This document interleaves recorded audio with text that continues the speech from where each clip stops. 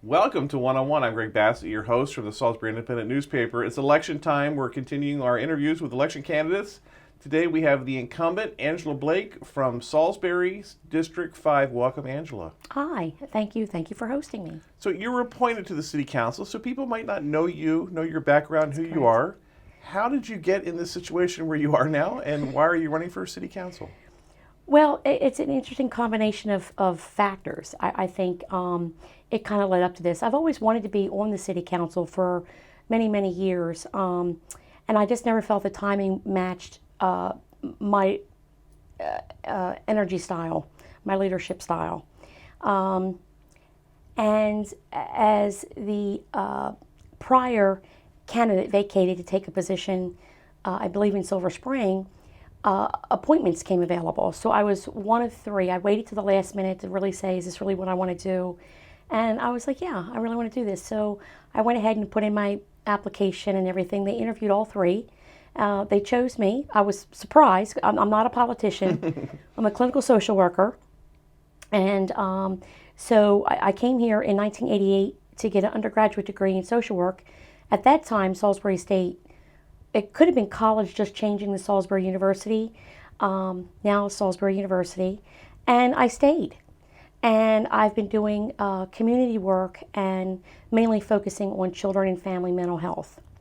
So I see that our council and our leadership here, not only are we really doing great things with growth and development and really revitalizing Salisbury, giving it the facelift it really deserves, but we're also being very careful and making sure we're connecting our citizens to their communities.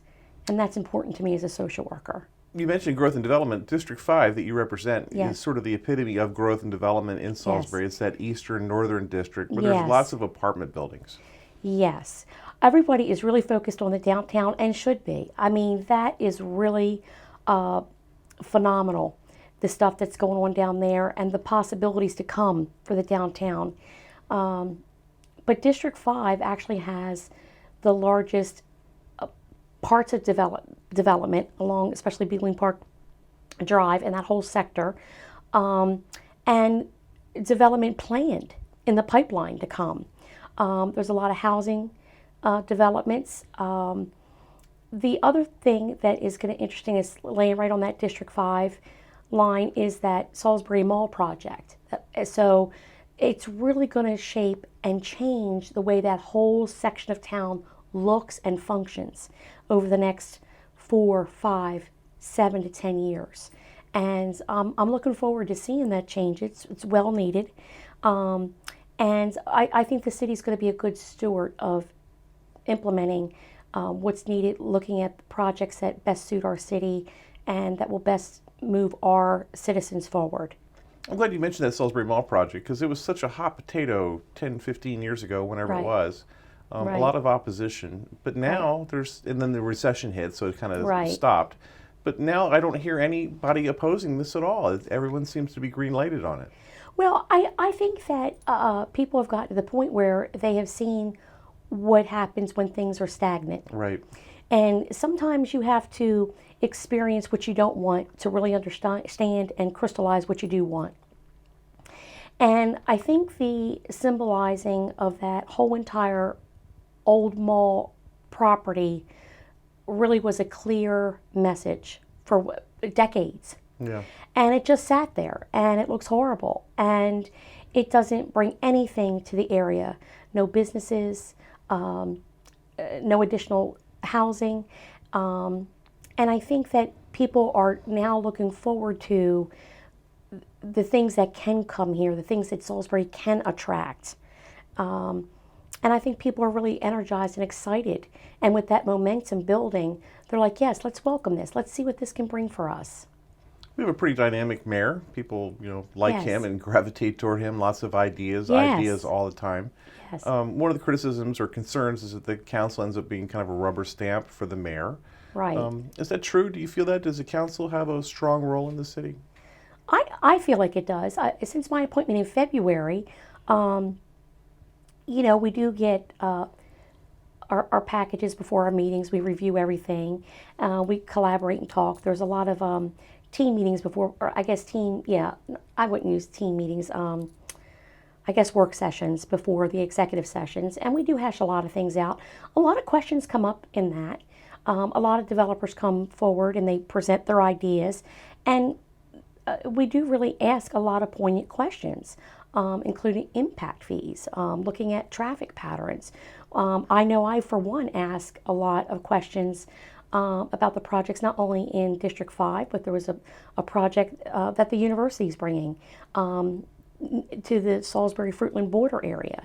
I wouldn't say we're a rubber stamp, and I don't think we always agree, but I think we always work it out, and we do what's best for the city, for everybody in general. But it's definitely a good collaboration. I wouldn't call it a rubber stamp. We talk about the brain drain a lot. People here for SU and then they don't stay, they leave, local kids leaving. But you're a product of the positive side where you came here and stayed here. I stayed here. So tell me about that. How would you try to promote other people to be like you? I stayed here. I loved Salisbury the minute actually I have a long history with Salisbury. Not only did I come here, I've come from Kent County, Maryland. Grew up in a little town called Galena. Galena's beautiful. It's one of my favorite little towns. I know, right? Yeah. It has one red light. No one knows it's there. No one knows it's there. And that was the beauty of it growing up. And my town really raised me. Of course, my parents did a pretty decent job. I would like to think anyway. My dad might question that at times. But, Galena had one red light. And sometimes it worked and sometimes it didn't. And everybody in the town figured out how to make it work. We worked everything out. And my grandmother actually graduated from Salisbury Normal School in 1932. Wow. And my grandparents, my paternal grandparents are from Somerset County. My grandmother is from Marion. And my grandfather's from Rumley. And his house is still standing and her house is still standing. But Grandpa's house is not only standing, but it's functioning. It's been done really well. It's really nice to see. And so anyway, then I have 4 siblings. 3 of us have all graduated and attended SU. So my brother went there, I went there, my younger sister went there, friends and dear family, other family, extended family has gone to SU. So I've always loved Salisbury, traveling back and forth, visiting my brother here. Was very excited to come to the university. When I started the social work program, it opened up the possibility of looking at how this community comes together. It reminded me so much of my hometown. And there was jobs here. And I stayed and I just grew and I loved it. Interesting. So there's all this focus on downtown, which is a great thing. Yes. But there are some people who want to say that if you're focusing on downtown, you're not concentrating enough on the neighborhoods. Any thoughts on that?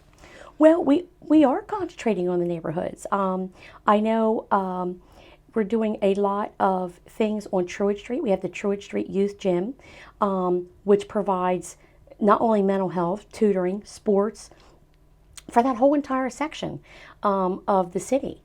We have a Newton Street center coming open for our youth in that whole entire sector of the city. We have our community gardens, and the Camden Avenue Garden is very successful, and we're really wanting to duplicate that right on Callaway Street where Choices Academy is. Right. And we want to duplicate the garden on Truett Street. We're housing our chronically homeless, and we're employing them, and we're helping them get back on their feet. We're offering people throughout every community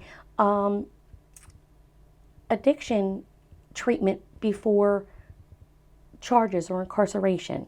We're helping our senior citizens through our SWIFT program, or anybody who chronically may call for 911.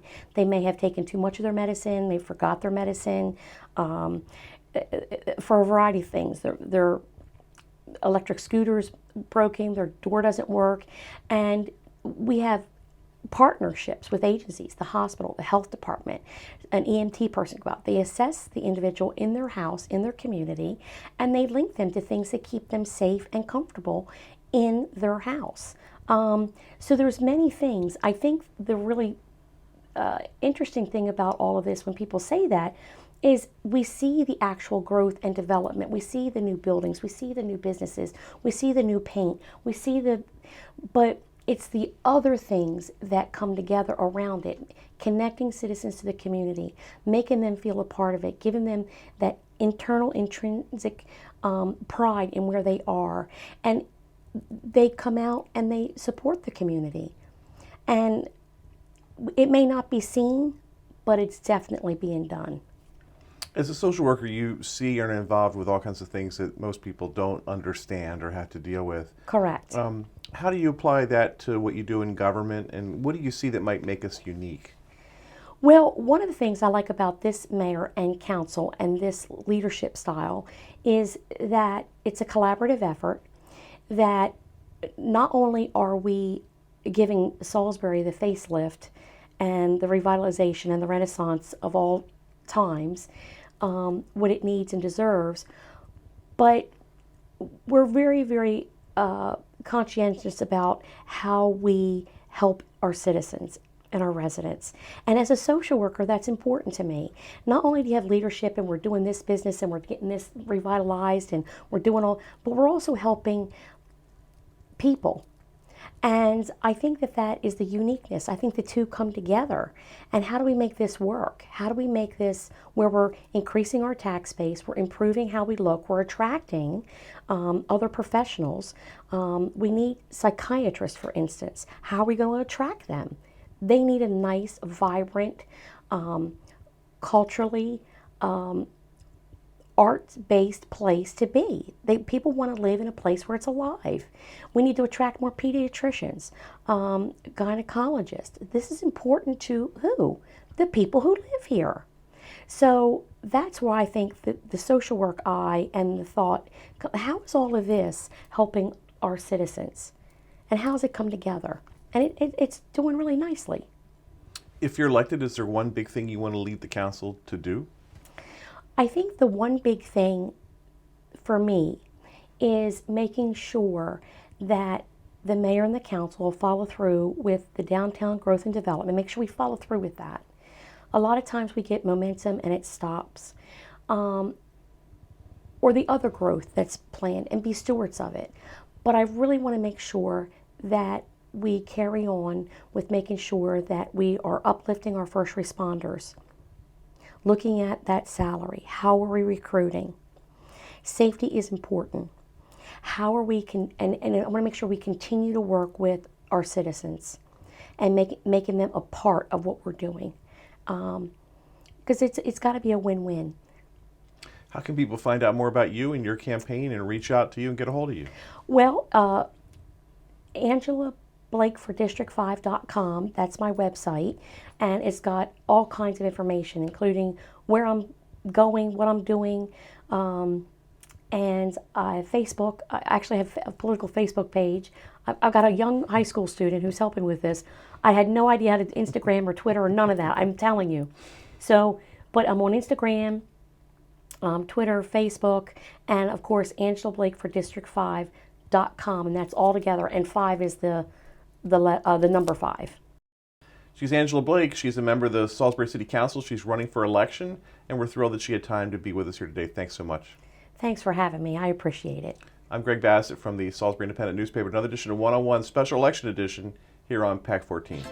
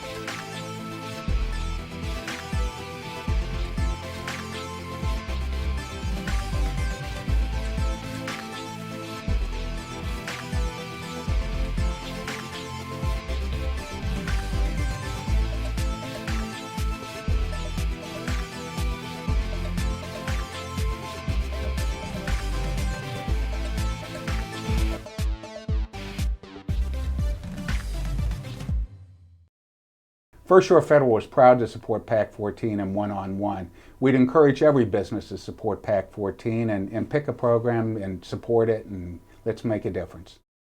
You can find all of our election coverage on the PAC 14 YouTube page.